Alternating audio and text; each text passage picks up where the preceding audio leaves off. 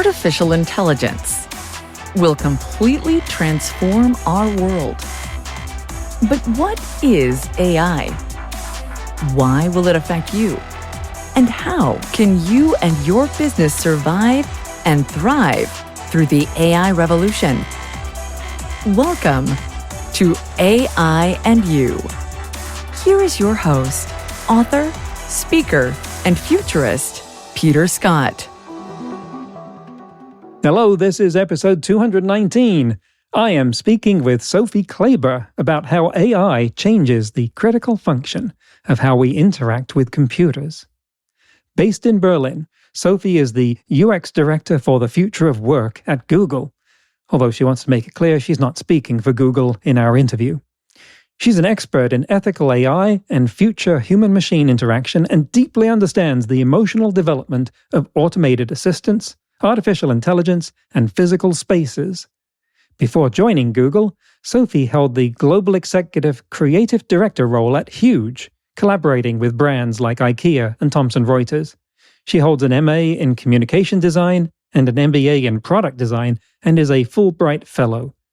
She develops technology that enables individuals to be their best selves. Last week, we talked about the uncanny valley and how we relate to computers as though they were human or inhuman. And what if they looked like Bugs Bunny? We talked about the environments and situations where some people have intimate relationships with AIs, gender stereotyping and large language models, and where emotional interactions with computers help or hinder. Let's get back to the interview with Sophie Kleber. I'd actually like to step back and ask how you got into this field. What about it excites you? Because I sense that something which you have as much evident passion for has a journey behind it that would be of interest to a great many people. I love that question. I am a designer by trade. So I'm a graphic and product designer. I studied very traditional design. And when I was at Parsons School of Design in New York for a Fulbright scholarship. And I discovered interaction design. And I realized that I could not only make the world more beautiful with things or good design, but I could also make it better because the internet at that point wasn't all that yet. So that's how I started in user experience design. And I then fell in love with user experience because it is a real undeniable science. I really like the scientific aspect to it. Doing user research well is really hard. And anyone who tells me, yeah, but, faster horses, I say, you don't know the first thing about user research and how you actually filter out bias and how you read for nuances and how you do user research that gets you to innovate as well. So I think the science behind it really intrigued me as well. And the fact that I could represent the people who will actually use the product. And when the people that want to use a product and the business behind it dovetail together and we all move in the same direction, that to me, in my experience, has warranted the most and greatest business success. So it's not one side, the business saying, we have this thing, take it, world, and it's not users just saying, we don't want it, or it is. I mean, if they don't want it, no one buys it. But it's really like finding the things that make people's lives better. And I think that's what really intrigued me. I believe that I'm uniquely on this planet, to a small degree, help make people's lives better. And in that case, my vision is that technology is not in the foreground. People are in the foreground. We have come so far in how we navigate this world. And we're, some can say we're at a very pivotal moment in terms of not effing it up. But the lived experience, the physical world, the way we interact with other humans is beautiful. And technology should be the tissue surrounding, the background, the connective tissue, never kind of like in our face, but really supportive for us as humans. And because I think we're not there yet, we're just ending what some people call the terminal world, right? The world where we interact through screen terminals. We have now a terminal smaller and smaller. We have one in our pocket, we have one on our wrist. That world is slowly coming to the end. And that's why I'm just so absolutely excited about this whole field and the pitfalls as well as the opportunities. Well, I love the poetry that you put behind that, and I couldn't resonate more with that message that technology is here to help us find ways to make our lives better, to solve the problems that get in the way of us being our best selves. I want to talk about what I see as 3 eras, periods in time, distinct phases of user interface development, user experience. Initially, when computers came out, you had to meet them on their own terms. If you didn't memorize a wall full of manuals, it would not give you the time. No one expected the computer to adapt to you. No one expected that you would get anything other than nonsense if you didn't do exactly what the computer wanted.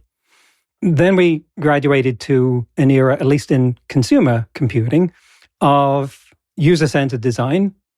And think just about any program that runs on a Macintosh and the user interface there and the expectation that these would be intuitive. So now I can run programs for video editing, audio editing, incredibly complex things, and I expect that their user interface is intuitive to use, that I can figure out how to do simple things without looking at a manual.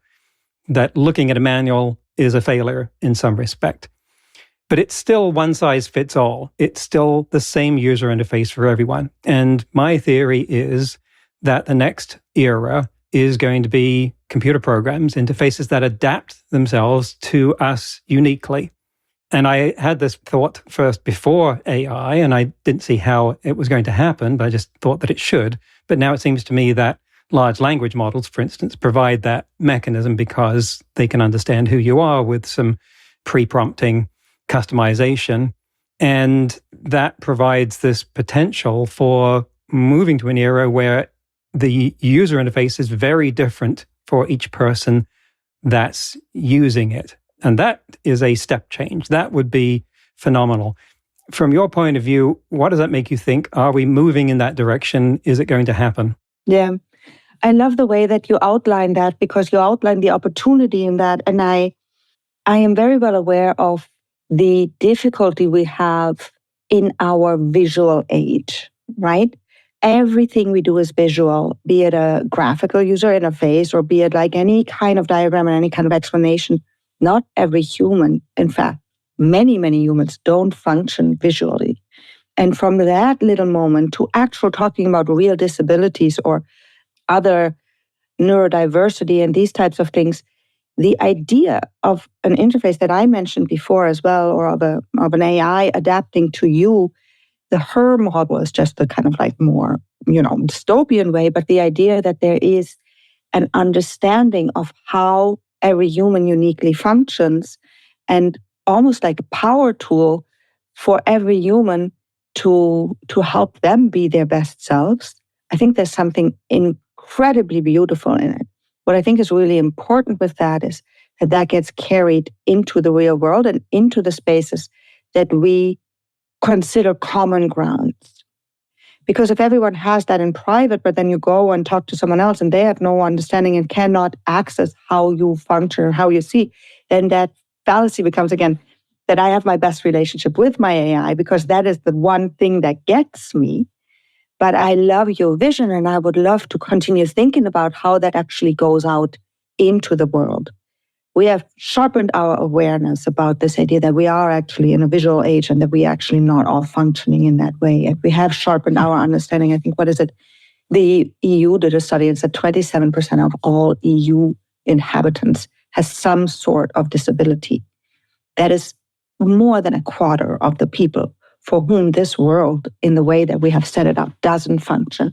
And what are we missing when we can't actually tap those people and we can't actually access and include the way that they're the way of thinking into how we innovate? Well, maybe this is where two things we've been talking about converge. You talked about the terminal world. And my idea of the ideal way of interfacing with a computer doesn't mean hunched over a screen and a keyboard the rest of my life. And the alternatives to that may have been science fiction until recently, but now we can see other possibilities, and they may go beyond metaverse type headsets. I don't know, voice interface is starting to get there. And yet user interfaces, when I was starting computer programming, they were a question of what color do you make this label? How many items do you put in a menu? Where do you put this widget on the screen?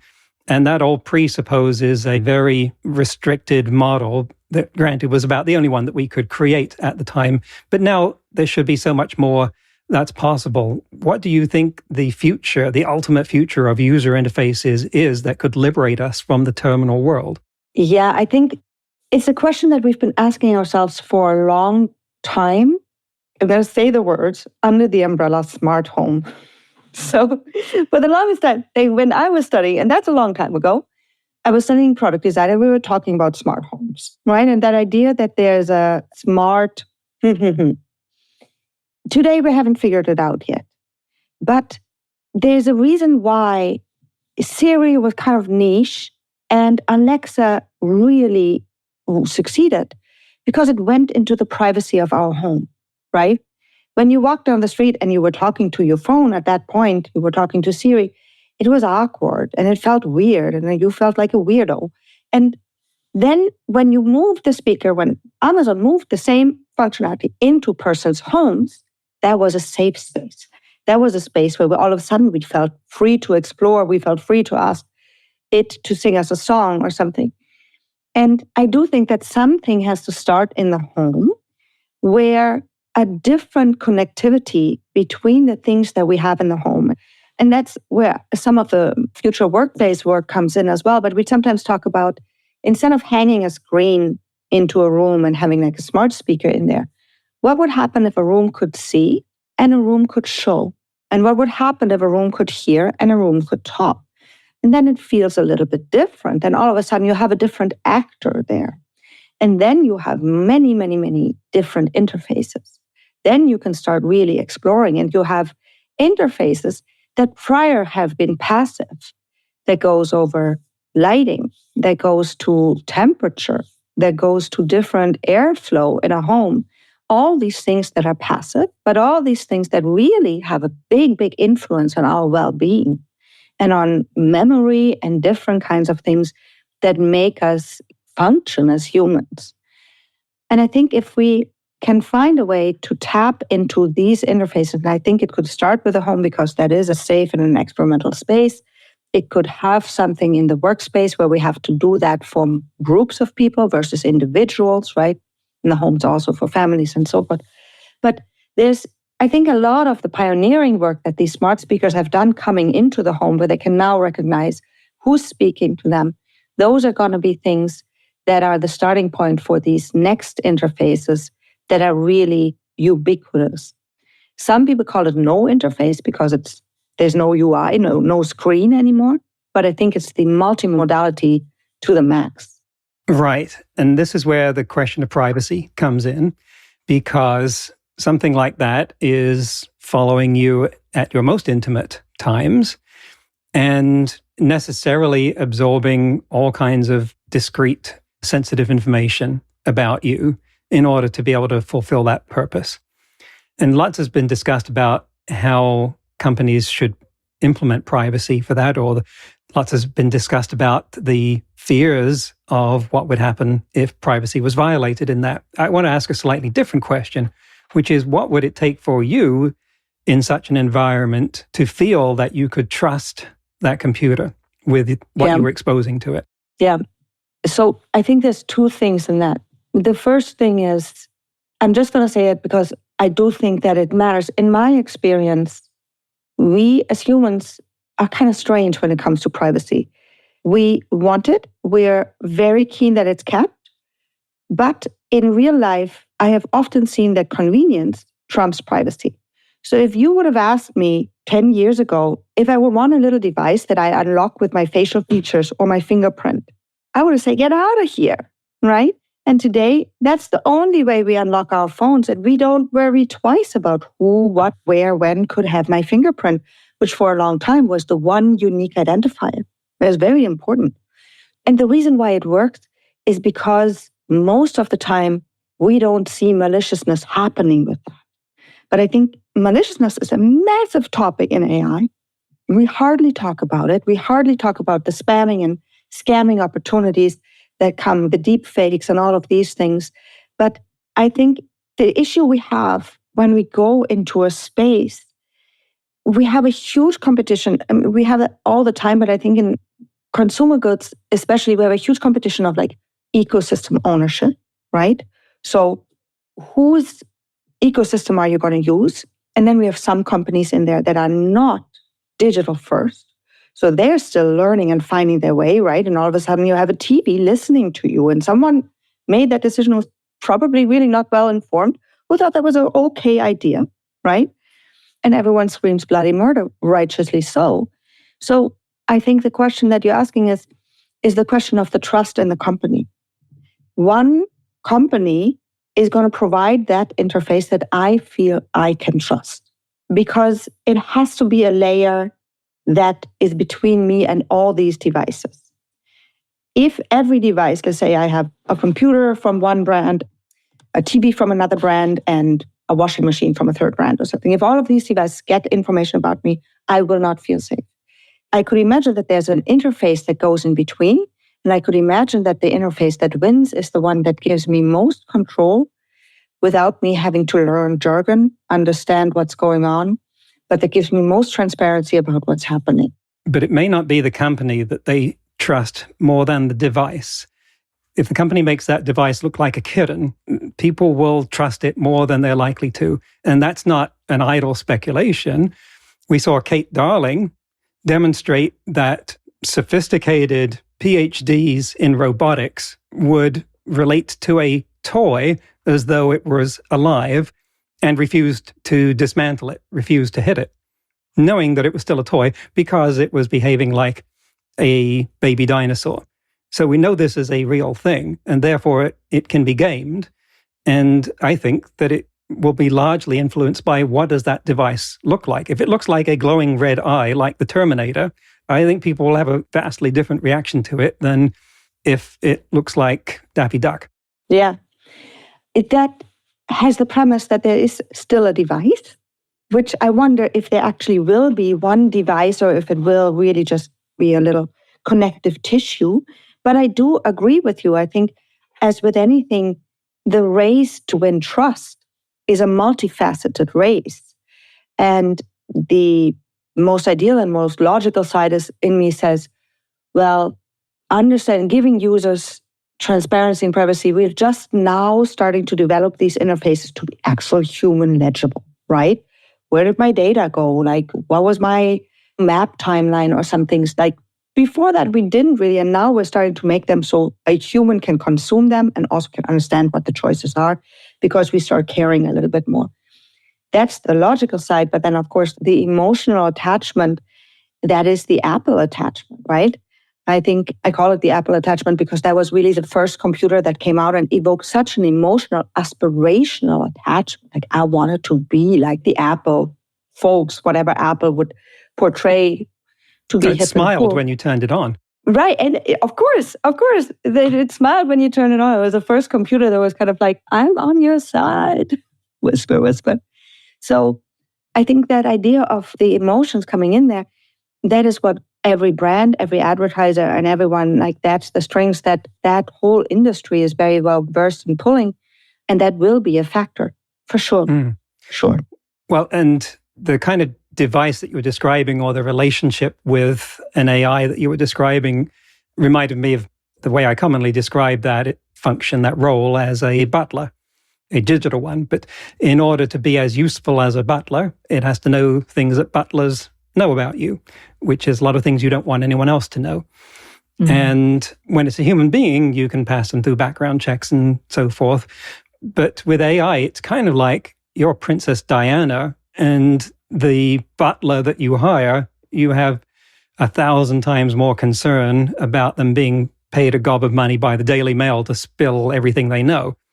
That's the sort of stakes that you have there, not that the Daily Mail is going to be paying for what your AI knows about you, but because of the potential for data leaks and hacks. But aren't we already there? You know, the Alexa in your home and the prevalence of smart speakers, because it is convenient to have music play when I wake up in my bedroom, because it is convenient for my kid to ask Alexa a bunch of questions versus nagging me about all this stuff, and I might give a wrong answer. Again, convenience has proven to trump privacy, maybe even novelty or playfulness. So I think to a certain degree, we are already here, and the makers of the smart speakers are very smart to not actually give that information away or make me believe they don't give it away, right? It's that question. Sometimes, you have to ask yourself that question when you say, Alexa, buy toilet paper. Who decides what toilet paper? And is that the next top advertising spot? When someone just said generic toilet paper, it's going to be that and that brand because I bought that as a brand. So I do think that we are to a certain degree already here. We are already in this idea that convenience or interesting novelty trumps that privacy concern. And we have to really maybe go through this process to understand what can go wrong, similar like we have to do with social media. If we can do it differently, that's great. Most of the devices now have an off button. They didn't in the beginning, but now a physical off button or microphone off button so that you can have a glimpse of that control, whether you use it or not, right? But you have a glimpse of that control and can just somehow find a way of how far you let that in and how far you don't. And yet they haven't done what they could with these devices. The Alexa sitting next to me, who will probably wake up. No, she hasn't. And you said she. yes. Well, it's convenient. But yes, point taken. Does not have a large language model embedded, or at least not visibly. They could easily do that. But it means that my conversations with it are a lot more fraught, because there's a lot of things I know it could understand, but doesn't, because it's not part of the pretty limited syntax. I mean, next to a large language model, Alexa is like Eliza. And they haven't done that. And I don't think Siri has yet, although I think I read that Apple is going to do that. Do you have an idea why that might be? It seems like an obvious one. Is it just too dangerous, or does it cross a boundary, or what? I have two hypotheses. The first one is that sometimes in companies, some technologies are developed in parallel, right? Until they're reconciled at some point. And we're still in the stage where we're developing, or where I would hypothesize that Amazon is developing these technologies in parallel. They have a product on the market that you're absolutely right. I think a big factor is what's the danger of changing that product radically now and making that product so much more intelligent, when it might be safer for them to develop that at the side, do a product market fit on that side, and then actually integrate it. For a company like Amazon, and we're just using that as an example, it's not necessarily beneficial to radically alter their pretty pervasive smart speakers at that moment, because we're not talking about early adopters anymore, right? We're talking about real, regular families having these speakers in their home. So for them, being part of an experiment, and I would argue that with the large language models, we're still in experimental mode, wouldn't be beneficial and could be detrimental to the Alexa brand. So to your point, I could imagine that it is too risky to change that right now because the product works pretty well, but that there is probably plans to gradually add these things and move these things together. Because why would, again, hypothesizing completely out of my own experience, why would a company like Alexa sit on an asset, or a company like Amazon sit on an asset like that, when there wasn't an idea to actually make that smarter and make that more helpful actually as well? Agreed. When you look at how the field of human-computer interaction is evolving, which by any measure must be faster than ever before, what about those trends do you think is most exciting, and what do you think is most scary? I think what is most exciting is this idea that we're ending the terminal world, and that we're coming also to a certain amount of reckoning of our definition of helpfulness. I think often about the experiment of social media that we collectively as a human species had to go through, or are in the midst of going through, and how the headache, the hangover we're currently dealing with from everything that has happened, while we're actually still very much in it, right? when we think about TikTok and everything that comes out as well. But I think that collectively as a human species, we're finding ourselves with technology in this crazy moment that we are our own guinea pigs. And maybe with every experiment, we get it a little bit more right. The idea that we're leaving the terminal world and the idea that we are speaking with computers, that is the stuff science fiction has been made of for a long time, and that this is our reality is really exciting. That vision that you propose, I find that very exciting. The idea that we have our own butler, assistant, helper. That's, again, my big hero 6 is that's on my side. That's here to make me be my best self, not in an intrusive way, but in a supportive way. That is a really beautiful idea. And I think that idea of having your own support system, having your own assistant, why would that be the privilege of the C-suite? Why wouldn't that be something that could make all of our lives better? And to have that personalized to a certain degree could be very exciting. The scary part is the other side of the manipulation, of the mishandling of that technology for scamming purposes, for all the maliciousness that is inherently in us humans as well. And also for making sure that everyone who works with this technology right now has a strong ethical framework for what we're trying to do. And again, I think the ChatGPT moment in May was so devastating because it felt like it was really one person's dream presented to the world, and there wasn't a lot of research and a lot of thought put in what that means for everyone. And I think that's what we have to think about. There's a very important moment in time for everyone who works in this field to think through the unintended consequences, the intended consequences, and to think through and always come back to what's best for humans. And if I don't know it, ask humans, because they're okay with articulating it. Well put. Do you foresee direct human brain-computer interfaces becoming part of your work? Sure. Yeah, I could imagine that. I haven't given it much thought, but I don't necessarily think that if we spin the world of your own assistant, that wouldn't be a part of it. When we look at the world of prosthetics, it's beautiful work that's being done there. What I'm very, very skeptical about is the necessity or the perception of necessity to alter yourself. A long time ago, I was at a conference of biohackers. And the biggest argument was always, well, if you are a construction worker and you are competing with a construction worker who has a bionic arm, who do you think they're going to take, right? So meaning you kind of have to. And if you could genetically engineer your kid to just have all the genes in perfect order, why wouldn't you? And I think with the idea of neural implants and like bioheads, humanity like that, I had a very big difficulty with that argument because as in anything, if you engineer it, you lose so much diversity. And diversity and mutation in all kinds of directions is what makes this all so glorious. So I think that, yes, it can definitely be part of it. But I think there's this next question that comes in is like, will that be expected?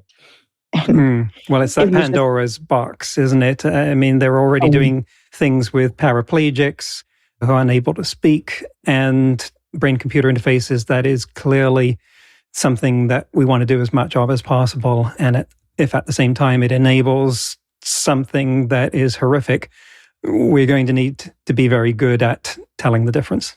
Yeah. Thank you so much, Sophie Kleber, for coming on the show. What would you like to leave us with in terms of parting thoughts and other things to look at, research, and how to follow your work? Oh, Peter, it was such a pleasure talking to you. I usually post, when I think about something or speak about something on my website. That's sophisticatedberlin.com. And it's a very small website, so don't expect too much. I really enjoyed talking to you. I think this was a very inspiring conversation.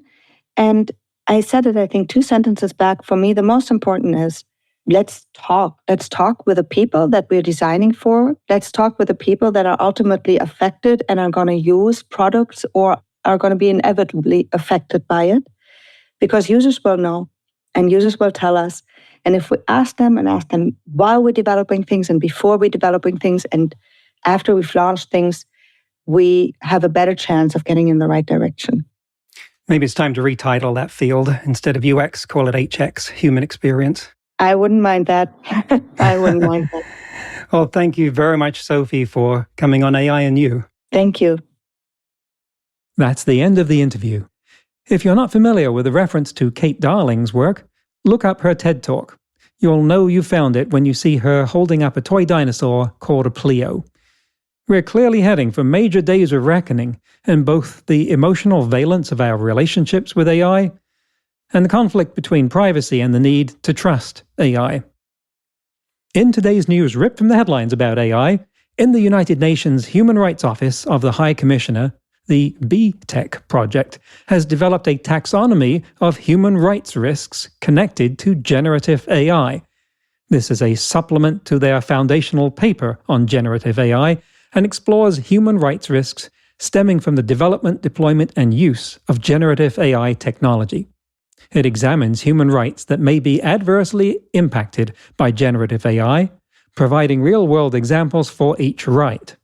These rights, in order of their appearance in the Universal Declaration of Human Rights, are freedom from physical and psychological harm, right to equality before the law and to protection against discrimination, right to privacy, right to own property, freedom of thought, religion, conscience, and opinion, freedom of expression and access to information, right to take part in public affairs, right to work and gain a living, rights of the child, and rights to culture, art, and science. Clearly an important step here by a major international organization.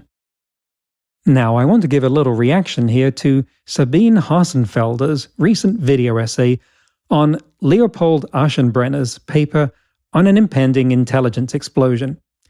I love Sabine's videos about physics and math and cosmology, but I think she veered a bit out of her wheelhouse here in taking on artificial superintelligence.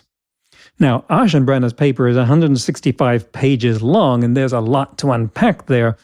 And certainly I would agree with Sabine that simply growing large language models at their current rate will not lead to that intelligence explosion for the power limitation problem alone.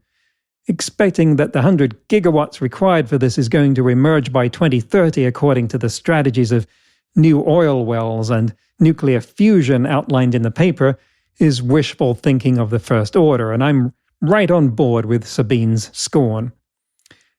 Where I disagree with her, well, both of them, is over the matter of data collection. As hard as it is to believe, large language models are running out of data on the internet to be trained on. Aschenbrenner suggests building robots to collect it, and that you will need factories to build those robots. And Hossenfelder asks where you're going to get the robots from to build the factories to build the robots, concluding that the limiting factor in creating AGI will be lack of data. I disagree, and this is where that disagreement converges with my objection to the idea that large language models are going to get us to AGI. Human intelligence is based on more than language, and fundamentals that precede language. And we need more than just the perversion of LLMs to deal with non-textual data to get there. But there is far more data available than has been currently used, firstly in the form of audio and video already on the internet, and secondly, in what can be gathered by a modest number of existing robots prowling through our world, soaking up experiences. Think of how much data is already being gathered by Teslas on roads alone. Or we could gather data on human interactions by people wearing always-on cameras and microphones around their necks, for instance. As creepy and unacceptable as that sounds now, if the big AI companies come to see it as a necessary step towards gathering the data that they need to reach AGI, they'll totally find a way to sell us on it through some massive concomitant benefits. And that will provide the real-world sensory data for training AGI in the same way that humans reach AGI, through interacting with the world through all those visual, auditory, and kinesthetic inputs as babies and toddlers. Then Hossenfelder gets to one of my favorite topics, pointing out that AI will be able to discover hitherto unsuspected connections between scientific papers, creating important new knowledge, something I've been saying since my 2017 book. I still think that is fruit that is even more low-hanging now than ever before. Then she lists predictions of machine intelligence explosions, but leaves out probably the most important one, when Irving Good in 1965 literally originated the term intelligence explosion. But she says that all these predictions were wrong. And I think it's a dangerous extrapolation when she says that means it isn't close now. When you fall off a cliff, at some point, you will hit the bottom. But saying on the way down that predictions of impact have so far proven false is simply avoiding the proper questions. Anyway, just wanted to get all that off my chest. Here's one of my all too infrequent reminders. If you like this show, do please express that like somewhere in the usual ways by clicking a like button, giving us a 5 out of 5 rating, or even better, a positive review on your podcast platform of choice. It makes more difference than you can possibly imagine. Next week, my guest will be Marcus Anderyoung, Director of Policy and Research at the Centre for the Governance of AI in London. That's next week on AI and You. Until then, remember, no matter how much computers learn how to do, it's how we come together as humans that matters. That's all for this episode of AI and You. Please leave a rating and comment and share with your friends. Get the book Artificial Intelligence and You and see more videos and articles at aiandyou.net. That's aiandyou.net, where you can also send us your questions. Thank you for listening.